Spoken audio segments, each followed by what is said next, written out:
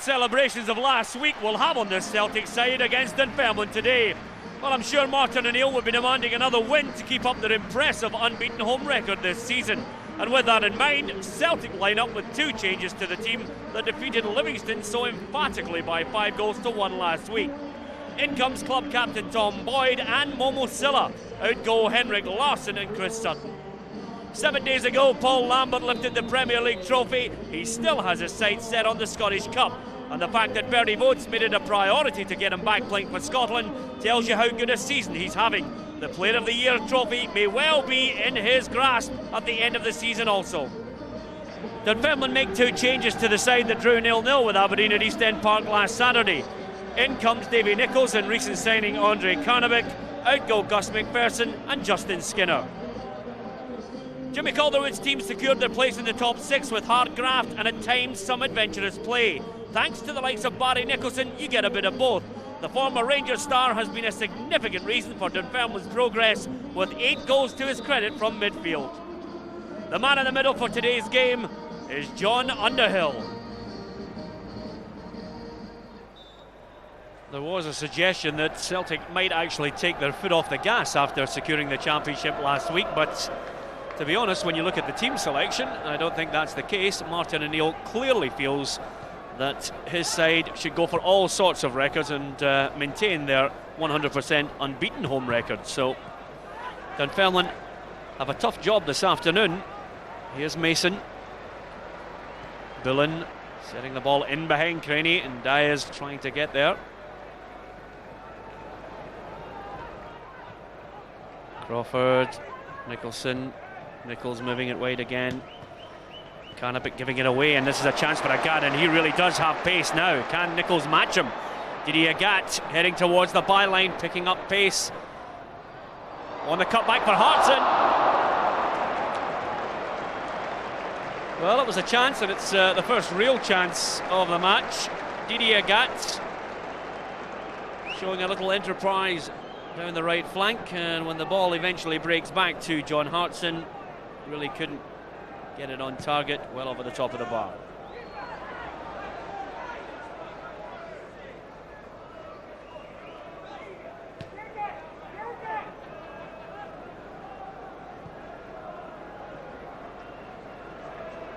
Here's Guppy.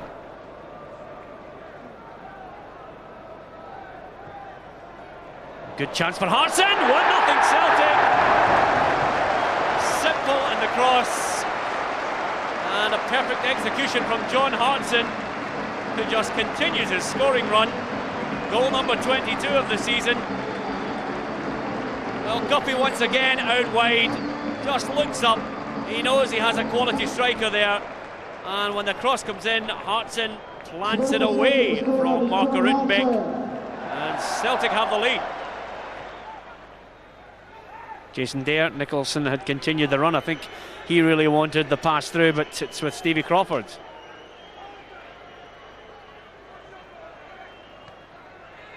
Two Dunfermline players just getting in a little bit of a mix-up there.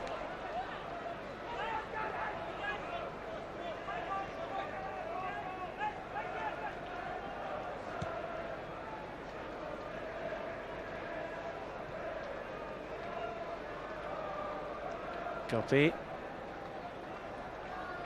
And away he goes, eager as ever to get the cross in, and that's only a yard or so above John Hartson. And I think the Dunfermline backline, especially the goalkeeper, unhappy with Andre Karnovic.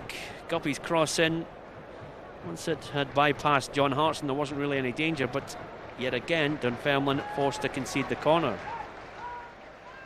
Agat, Guppy, Paul Lambert with some time to pick out Stilian Petrov, and now this is an opportunity for Celtic. Over it goes, Mialbi couldn't get there. Craney drives it in, good save, Rittenbeck, Hartson, scramble in the box, Hartson lays it back to Lambert. Beautiful goal by Paul Lambert, befitting of a player who really has had a magnificent season. Leading by example, a lovely finish, and Paul Lambert's 5th goal of the season. Well, when it opened up for Stilian Petrov, the ball into the box. Miyalbi couldn't get there. John Hartson looked as if he was going to bag number 2. But look at the finish, exquisite from Paul Lambert. Well away from Rittenbeck. He just looked, didn't really move. And Celtic 2 goals up 6 minutes before the break. It's a long one for Guppy to chase, but eventually the break of the ball favours Lee Bullen.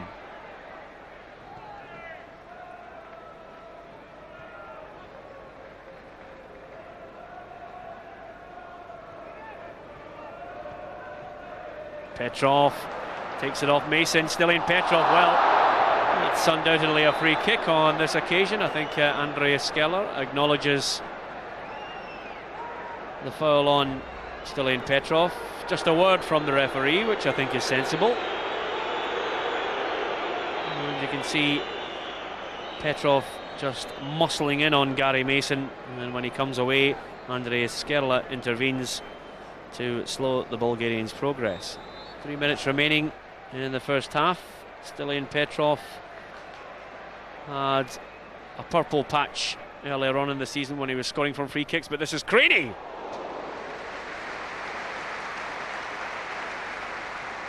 Young Stephen Craney still looking for his first goal this season. He scored one against Hearts in the League Cup last season, but that educated left foot of his from the free kick, you can see it curling round, just didn't get enough bend on it.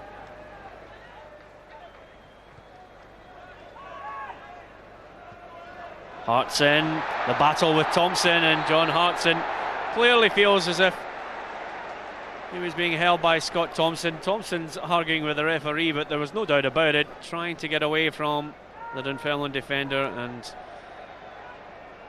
he's a hefty man at the best of times to try and hold off John Hartson. Now from a slightly different angle, Stephen Craney had a chance only moments ago. He was close, but not close enough. Here's a second effort, and on this occasion he receives warm applause for at least having the confidence to have a go.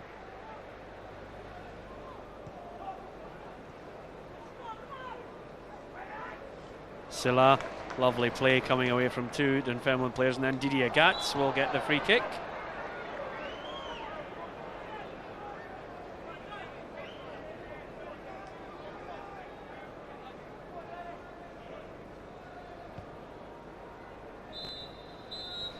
The end of the first half, and Celtic have moved the ball about with confidence, and over the piece. The most capped player to manage Hearts.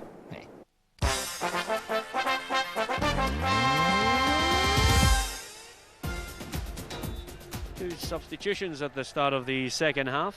Neil Lennon taking a well-earned rest, and Jamie Smith called into action for Celtic. And Dunfermline, well, they've taken off a front man. Ndai makes way for Justin Skinner, who finally does get his starting place alongside Andreas Skeller. Here's Guppy.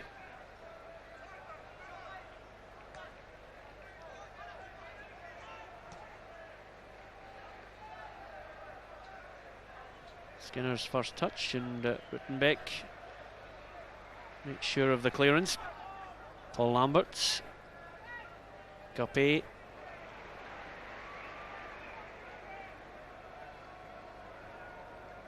Lambert continued the run, and Guppy almost picked him out. Here's Petrov.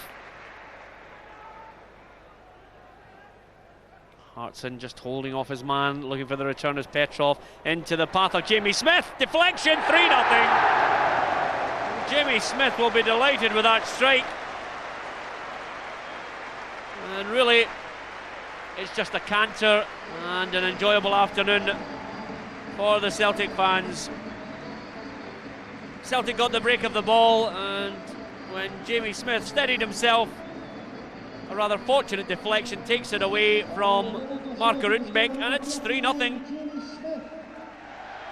And if ever you want to stir the emotions of the Celtic support, then the arrival of Morten Weghorst as a substitute for Johan Mjällby has brought everyone to their feet. Triumph over adversity, and that really is the case for Morten Weghorst, who's battled back from his illness and takes his place in a Celtic side that are completely in control with a 3-goal lead.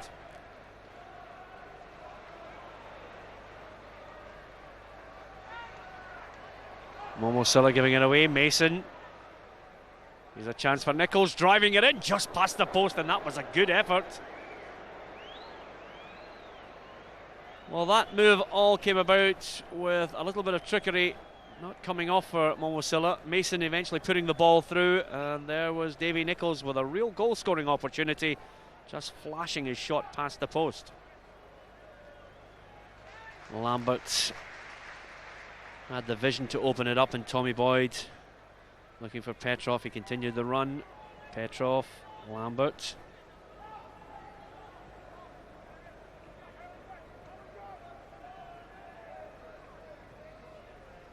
Hartson trying to get in behind this time. John Hartson. Well, the Welshman almost made it number 23 for this season. He feels as if his shirt was being pulled. And as you can see, he just tried to shield the ball and hold off the challenge, and then trying to scoop it over Marco Rutenbeck.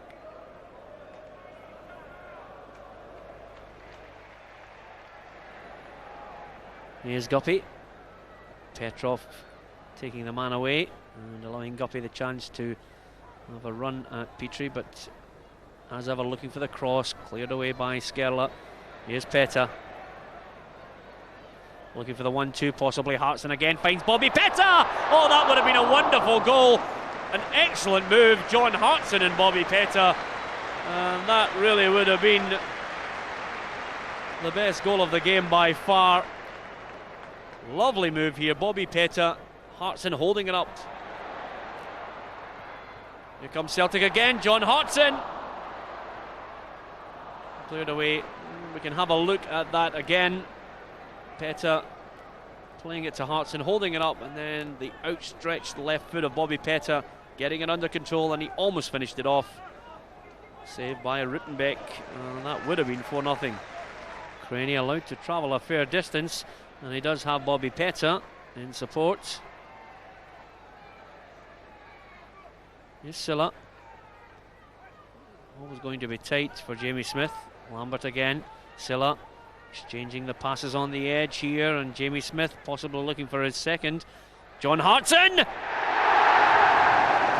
Well, it really is showboating time here at Celtic Park. John Hartson makes it 4-0 to Celtic, and I did mention Celtic have the look of a team who could score at will. Dunfermline well and truly done and dusted in this match. John Hartson just placing it away from Marco Rutenbeck.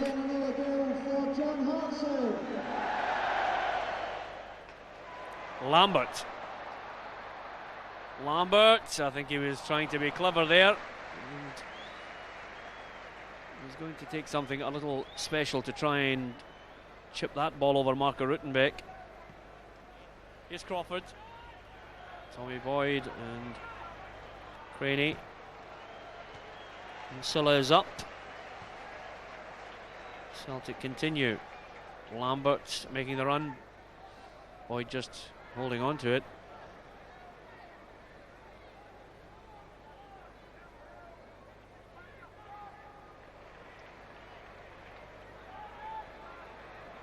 Tommy Boyd now providing the cross. Silla!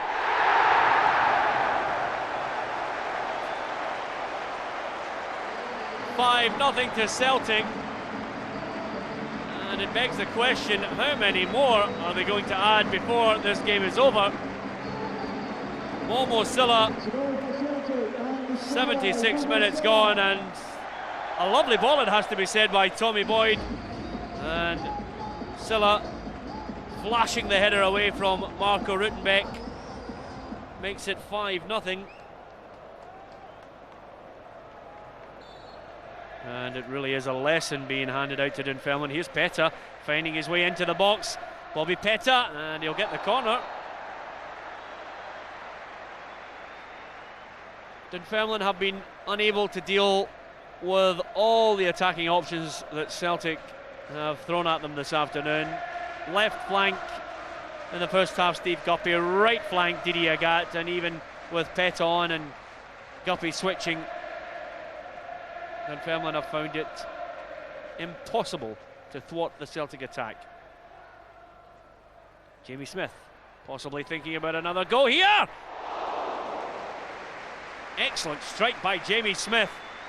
And Rittenbeck is just wondering where are the defenders in his side to try and stop this sort of shot. Jamie Smith just got it onto his left and rifled the shot in, and a good block by the Dunfermline keeper.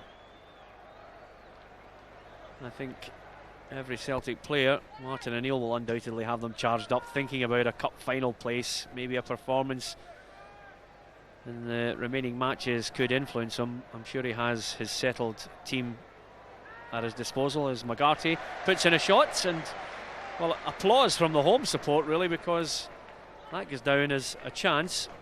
Here's Silla, now playing injury time. Hartson. And it's all over, and if this had been a boxing match, you would have questioned the matchmaker, because quite simply Celtic were magnificent. Hartson bagged a double, Lambert, Jamie Smith and Momo Silla all chipped in. It was a poor performance from Dunfermline, and over the piece the champions just showing indeed why they have the main piece of silverware in Scotland in the cabinets. Here at Celtic Park it's finished. Celtic 5, Dunfermline 0. We